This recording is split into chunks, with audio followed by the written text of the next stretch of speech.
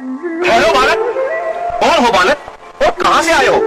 क्या तुम्हें इतना भी नहीं मालूम कि गंगा मैया की आरती हुए बिना गंगा में स्नान करना ठीक नहीं है? पहले गंगा में दीप, धूप, उसके बाद उसका पूजन होगा, उसके बाद ब्राह्मण लोग स्नान करेंगे। क्या तुम्हें इसका ज्ञान नहीं?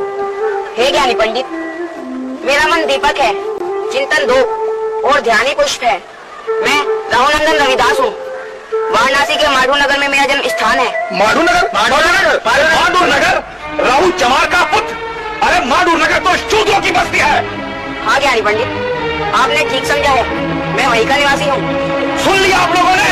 अरे सुन लिया आप लोगों ने? अरे राहु चमार का पुत्र, अरे इस गंगा को पवित्र करने आया है। अरे महाराज इस गंगा को क्या आप लोग ऐसा होने देंगे? अरे क्यों महाराज?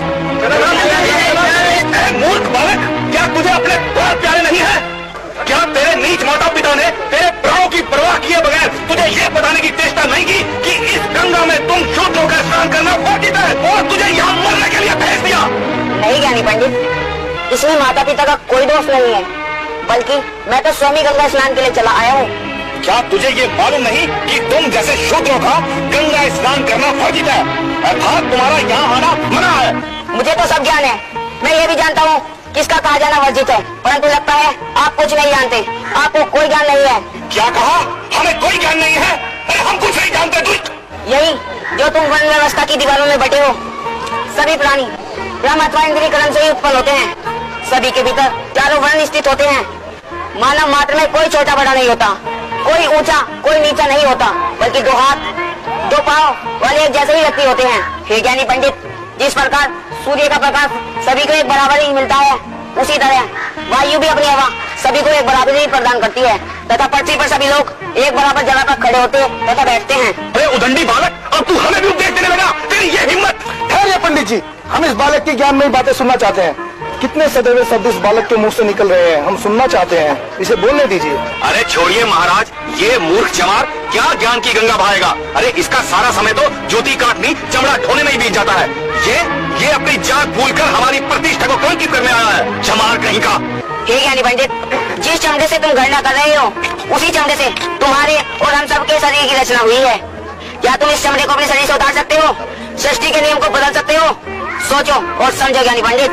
और ये जो वर्ण व्यवस्था है, सभी व्यक्ति के अंदर शक्ति और चेतना के रूप में स्वयं विराजमान है। सब में एक सतगुरु की ज्योति, सतगुरु ही सर्जनहारा। कह रविदास वह सब घटमाही, ब्राह्मण होया कोई चमारा।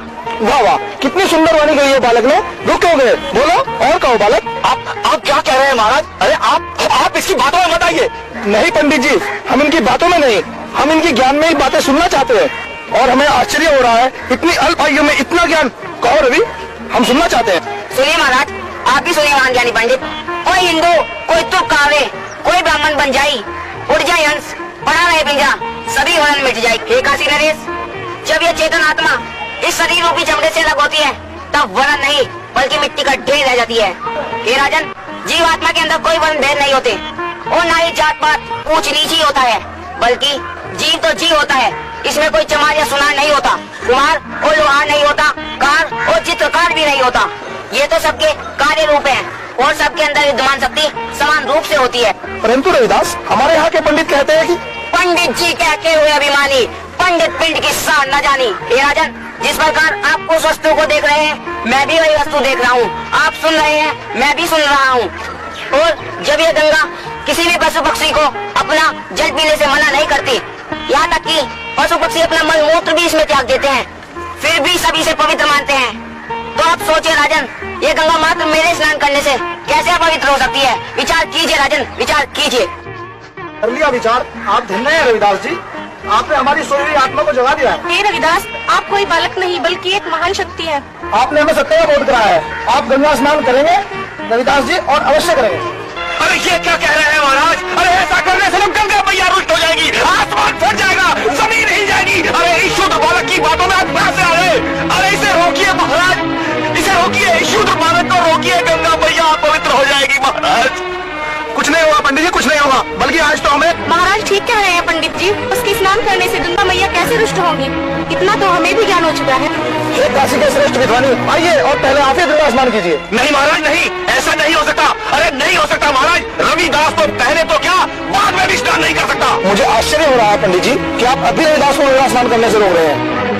आप जैसा भी समझे महाराज, पर रविदास। तनिक सोचिए पंडित जी, क्या गंगा मैया रविदास को स्नान करने से रोक देगी? आप चलिए गंगा स्नान कीजिए। फिर भी महाराज, हे काशी नरेश, अगर आपने रविदास को गंगा में स्नान करने की अनुमति दे ही दी है तो इससे कहिए कि वो यहाँ स्नान ना करे, यहाँ से 80 घाट पर जाकर स्नान करे। हाँ महाराज, इसमें हैरान होने की कोई आवश्यकता नहीं है। 80 घाट यहाँ से बहुत दूर है और उसका बहाव भी आगे की ओर है। अच्छा फिर? हाँ महाराज, अगर रविदास वहाँ जाकर स्नान करेगा तो उससे छुआ हुआ जल हमें, आपको, रानी को अपवित्र नहीं कर पाएगा और वो जल आगे से आगे ही चला जाएगा, इस ओर नहीं आ पाएगा। अच्छा ठीक है पंडित जी, ऐसा ही होगा।